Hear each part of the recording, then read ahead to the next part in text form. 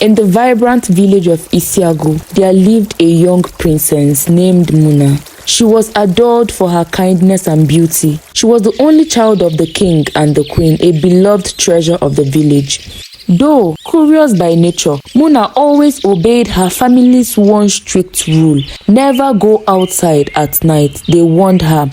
According to them, the spirits loom the forest when the sun sets, and to disturb them will bring uncertain fate. During the village annual festival, she met a stranger named Kelechi. He was tall with a quiet intensity that captivated her. Kelechi seemed familiar with the village, speaking as if he had lived there his whole life. They spent the entire evening together, laughing and sharing stories. As the sun went down, Kelechi grew distant. "I must go," he murmured. "Will I see you again?" Muna asked, her voice hopeful.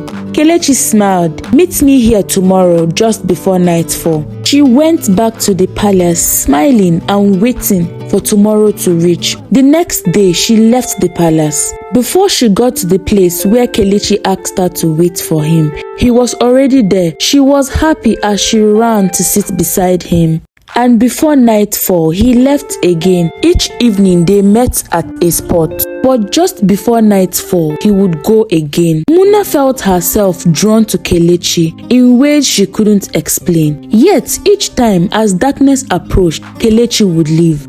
Unable to contain her curiosity any longer, she finally asked, "Why do you always leave before night? What are you hiding?" Kelechi's gaze darkened, his voice barely above a whisper. "I am not of this world, Muna. I was once a prince, but my life was cut short. Now I wander this forest, bound to it in spirit. I can only walk among the living before nightfall, after which I must return to the realm of the dead." Muna's heart pounded as a chill passed through her. Despite the revelation, she couldn't turn away. "I don't care," she said, her voice steady. "I love you, Kelechi. Spirit or human, it doesn't matter."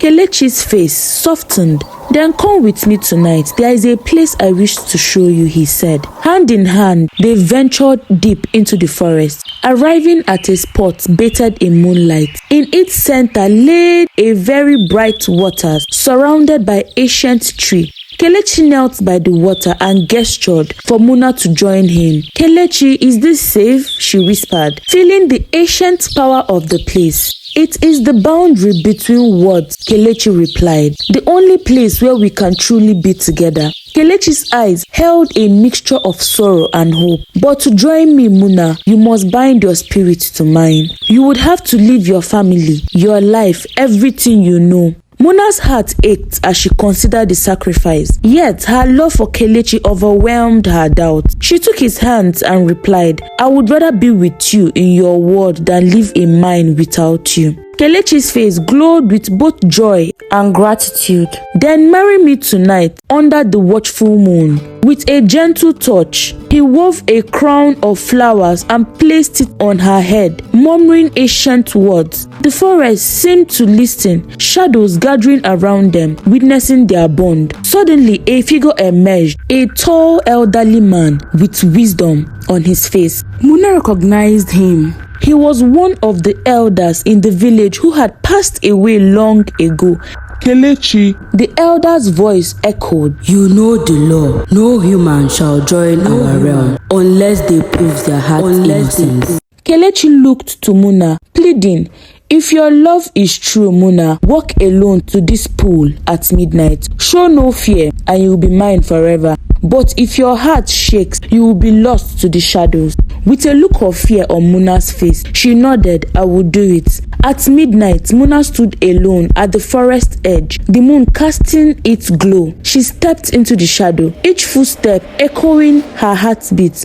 Whispers drifted from the trees, voice urging her to turn back. Shadows moved at the edge of the vision, watching her, testing her. "Muna," a voice hissed, calling and familiar. "Do not trust him. Return to the safety of your world." Fear gripped her, but she pushed it down, focusing on her love for Kelechi. "I belong to him," she said to herself. At the sacred spot, Kelechi waited for her, his face unreadable. By the time she came out, she went to him with a smile on her face. He took her hand, saying words that filled her with wrath. But as their bond was sealed, Muna felt his grip tighten and a cold look on his face. Kelechi, what is happening? She asked, trying to pull away. Kelechi's expression hardened. I told you I was bound, Muna. This is my only escape. Realization hit her. He was trading his life for hers. You are using me, Muna asked. Kelechi immediately nodded. I have waited for someone like you, someone willing to trade her own life for mine. Terror struck her heart as shadows encircled them, saying her name in mournful echoes. But in that moment, she remembered the strength of her ancestors, the tale of bravery and resilience. Summoning her courage, she cried out, "My ancestors, I call upon your protection. Please hear your daughter." At that moment, a bright light bursted from her, forcing Kelechi's grip on her to loosen. "Muna, what have you done?" he said. "What are you doing to me?" The shadows turned to him as they dragged him back into the pool, his face twisted in fury. "Muna," he screamed, his voice filled with a last desperate rage as the water swallowed him. When the lights faded, Muna stood there alone. The pool surface was calm, as if nothing has happened. She took a deep breath, feeling the weight of what she had survived. In this stillness, she knew her heart had remained pure and her spirit unbound. As dawn broke, she made her way back to the village, forever changed, yet deeply grateful to be among the living. She pleaded with her parents that she would never leave the palace again at night. Her mother gave her a big hug and everything came back to normal. Thank you for watching this video. For more videos like this, like, comment, follow, share and subscribe. Thank you.